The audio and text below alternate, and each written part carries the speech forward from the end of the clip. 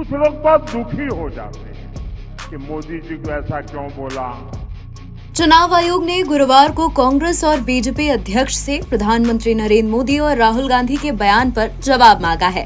आयोग ने मोदी और राहुल के भाषणों के खिलाफ की गई शिकायतों पर ये नोटिस भेजा है।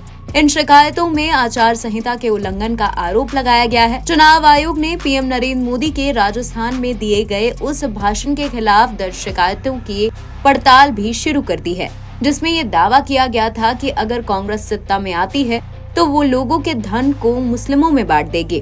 कांग्रेस और मार्क्सवादी कम्युनिस्ट पार्टी ने मोदी के भाषण को लेकर आयोग को अलग अलग शिकायतें दर्ज की थी। शिकायतों में कहा गया था कि लीडर धर्म, जाति, समुदाय और भाषा के आधार पर लोगों में नफरत फैलाने और उन्हें बांटने का काम कर रहे हैं। आयोग ने दोनों पार्टियों के अध्यक्ष से इस मामले में 29 अप्रैल सुबह 11 बजे तक जवाब मांगा है। इलेक्शन कमीशन ने 2 टिप्पणियां की हैं। इलेक्शन कमीशन ने जन प्रतिनिधि कानून के सेक्शन 77 के तहत दोनों पार्टियों के अध्यक्षों को नोटिस भेजा है। आयोग ने स्टार प्रचारकों की फौज उतारने के लिए पहली नजर में पार्टी अध्यक्ष को ही जिम्मेदार ठहराया है। आयोग ने कहा है अपने प्रत्याशियों के कामों के लिए राजनीतिक दलों को ही अपनी पहली जिम्मेदारी उठाना चाहिए, खासतौर पर स्टार कैंपेनर्स के मामले में ऊंचे पद पर बैठे लोग के चुनावी भाषणों का असर ज्यादा गंभीर होता है। अब पीएम मोदी का वो भाषण सुन लीजिए जिसके खिलाफ शिकायत दर्ज की गई है। ये राजस्थान के बांसवाड़ा में भाषण दिया गया था। इन दिनों जो लोग कांग्रेस छोड़कर के बाहर निकले हैं, वे एक बात बड़ी गंभीरता से बताते हैं। वो सारे लोग कह रहे हैं कि कांग्रेस अब कांग्रेस नहीं रही है। अब कांग्रेस अर्बन नक्सलों के कब्जे में चली गई है।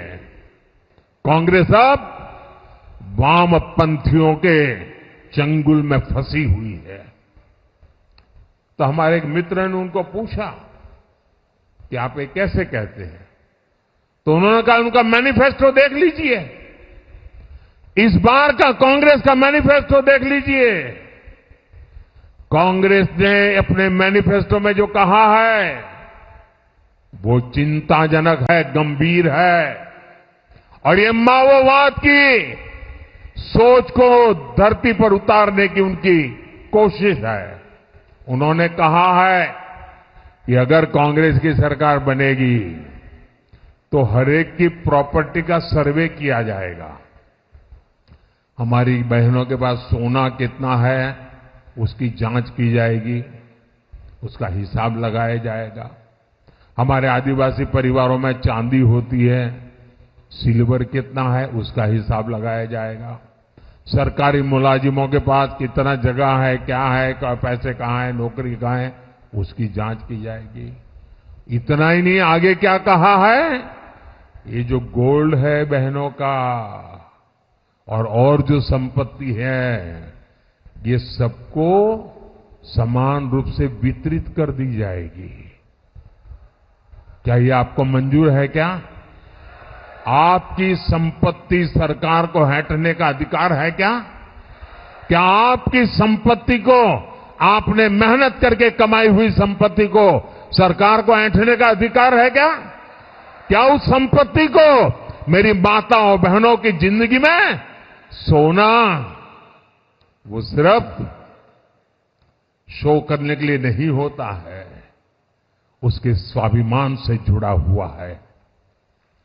उसका मंगलसूत्र वो एक सोने का कीमत का मुद्दा नहीं है, उसके जीवन के सपनों से जुड़ा हुआ है। तुम उसे छीनने की बात कर रहे हो अपने मैनिफेस्टो में।